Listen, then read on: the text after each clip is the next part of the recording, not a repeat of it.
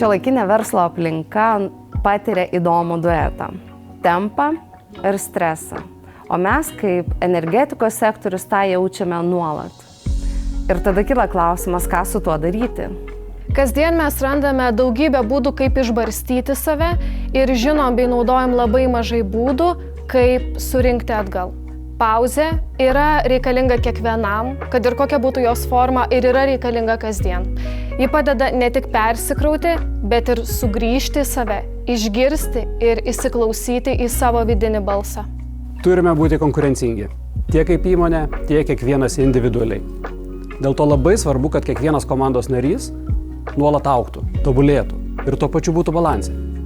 Dėl to kartu su Pauliumi Rakštiku sukūrėme šį sprendimą, kuris leidžia atsitraukti, įkvėpti, suprasti, kur esu čia ir dabar ir užtikrintai nusibrėžti kelią į priekį.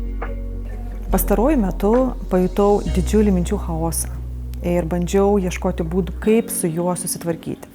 Bandžiau bėgioti, vaikščioti, nuėjau į spa, bet niekas iš tikrųjų nepadėjo.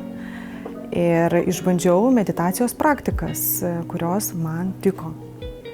Praktikuojant labiausiai nustebino būtent tas fizinis pokytis.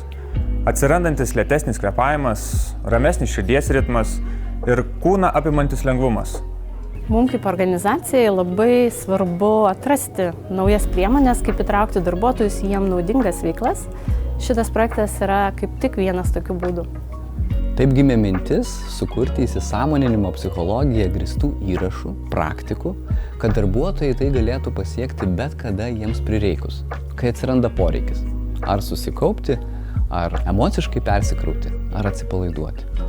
Rūpinimasis savimi ir savo emocinė sveikata yra svarbi darbo ir gyvenimo dalis.